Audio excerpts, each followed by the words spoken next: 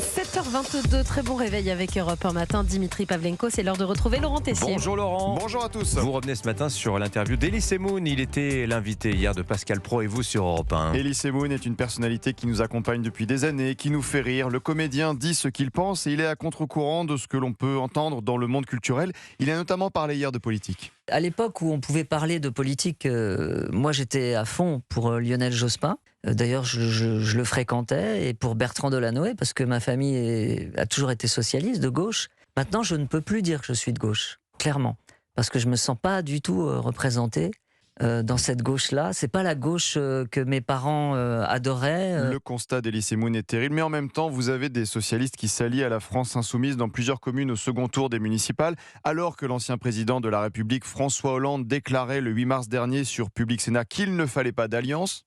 Moi, ma position, vous la connaissez, c'est qu'au deuxième tour, il ne peut pas y avoir d'alliance entre les socialistes et les filles. Et même le lendemain du premier tour des élections, lundi, il répétait le discours sur France Inter. On ne fait pas d'alliance et on mobilise tous les électeurs qui veulent faire gagner la gauche. François Hollande opposé aux alliances, mais qui a encouragé le maire sortant de Tulle, son ami Bernard Combe, à s'allier, fusionner au second tour avec une liste de gauche qui compte des écologistes, des communistes et LFI. Une journaliste de France 3 a interpellé Bernard Combe. Il fait une exception pour Tulle, François Hollande ? Temps de parole oblige, je cite sa réponse. François Hollande m'a dit union, union, union. Voilà, l'ancien président s'est fait ce que je dis, pas ce que je fais. Je peux vous parler aussi d'Emmanuel Grégoire, candidat socialiste à la mairie de Paris. Écoutez ce que disait hier soir la candidate des Républicains, Rachida Dati, sur BFM. Quand j'entends M. Emmanuel Grégoire s'en prendre à Mme Chikirou, ça ne l'a pas gêné en 2024 de solliciter le soutien de LFI, de la jeune garde, pour être élu. Ça n'est pas géométrie variable.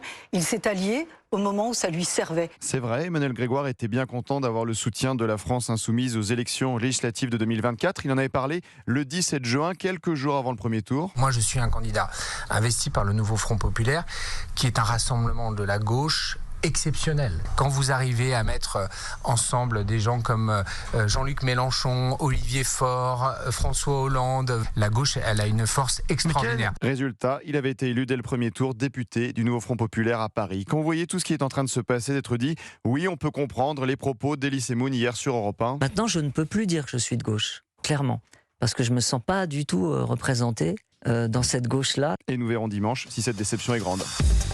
Merci beaucoup Laurent Tessier, qu'on retrouve tous les après-midi sur Europe 1 de 16h à 18h avec Pascal Praud et vous. Les invités ce soir, vous les avez ou pas? Je pense que nous allons parler aussi des prix des carburants. Ah oui, gros sujet. Ça, vous allez en parler aussi. On va en parler déjà dans le journal de 7h30 qui arrive dans un instant. Merci beaucoup Laurent.